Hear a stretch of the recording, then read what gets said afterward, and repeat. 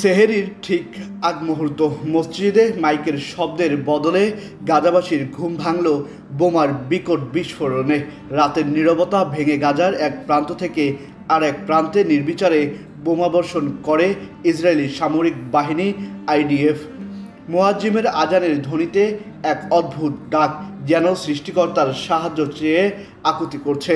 কিন্তু ততক্ষণে এ হামলায় প্রাণ হারিয়েছে 404 জন, আহত হয়েছে আরও 5 শতাধিক মানুষ। এদের মধ্যে অধিকাংশ নারী ও শিশু।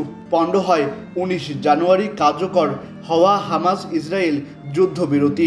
এই হামলার মাধ্যমে পবিত্র রমজান মাসে আরও একবার হাহাকার আর্তনাদের পরিস্থিতি তৈরি হলো উপত্যকাটিতে। তবে চুক্তির শর্ত উপেক্ষা করে এই হামলার আগে মিত্র যুক্তরাষ্ট্রকে জানিয়েছিল ইসরায়েল। আলোচনা হয় স্বয়ং মার্কিন প্রেসিডেন্ট ডোনাল্ড ট্রাম্পের সঙ্গেও। ওয়াশিংটনের প্রত্যক্ষ বা পরোক্ষ মদদেই শুরু হয় ভয়াবহ এই অভিযান।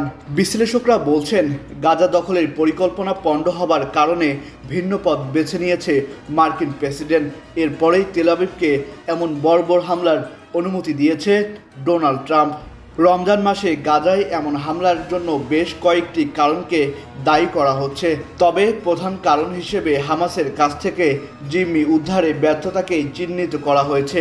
আর তাই মেজাজ হারিয়ে আবারও গণহত্যার পথেই হাঁটছেন নেতানিয়াহু বলে দাবি করছেন বিশ্লেষকরা।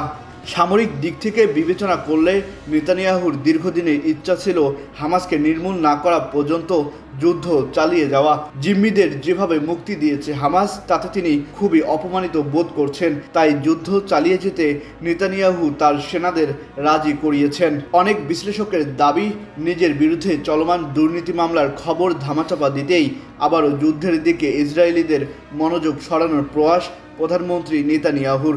তবে সব ছাপিয়ে নিজেদের স্বার্থ রক্ষায় দুই নেতার আগ্রাসনের শিকার হাজার হাজার নিরীহ ফিলিস্তিনি, সেই সাথে বন্দি জিম্মিদের ভবিষ্যৎ ধ্রুমজালে।